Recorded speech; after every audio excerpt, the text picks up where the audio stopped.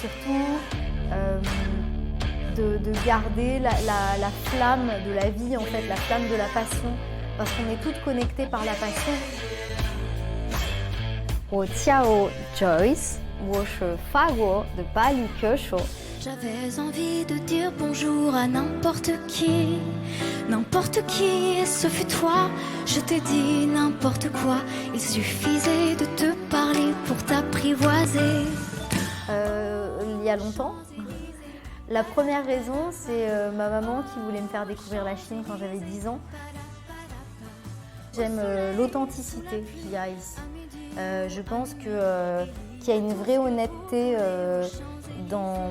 chez le peuple chinois, quelque chose de très transparent dans les yeux, et ça me touche beaucoup parce que je suis réceptive à ça, et donc à chaque fois que je viens ici, je me sens très épanouie en fait. Voilà, il y a des écrans partout, les tours, il y a quelque chose d'assez impressionnant dans cette ville, et le dynamisme qu'il y a, la vie nocturne, les night markets, les food markets. J'ai l'impression qu'on peut tout avoir à toute heure à Changsha. Champs-Élysées,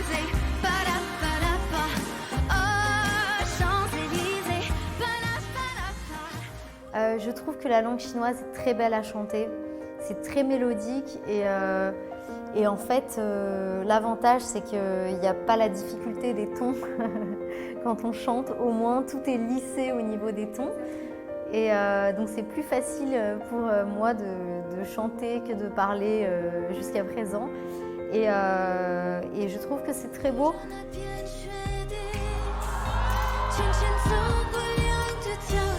Je pense que cette émission me donne la force d'accomplir ces choses-là que je ne soupçonnais pas, et voilà, je me dépasse vraiment en venant ici. Il y a beaucoup de recherches de mise en scène, chaque chanson, il y a, je pense, énormément de moyens qui sont déployés pour créer plein de détails, des maisons, des ambiances, du feu, et c'est vraiment très impressionnant. Je pense que voilà, c'est ce qui a énormément évolué ces dernières années. Bon, il y a les highlights immanquables à Paris, évidemment, le Louvre, la Tour Eiffel. Moi, ce que j'adore faire à Paris, c'est me balader sur les quais qui sont piétons.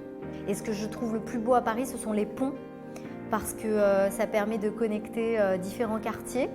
Et en fait, souvent, quand on va sur un pont, on a la perspective. Voilà, je recommande. Et puis, souvent, les restaurants, on peut aller même dans des brasseries, on n'est jamais déçu. Je pense que 60 ans, c'est que le début. La France et la Chine ont beaucoup de choses en commun, et surtout l'envie passionnante de faire des choses ensemble.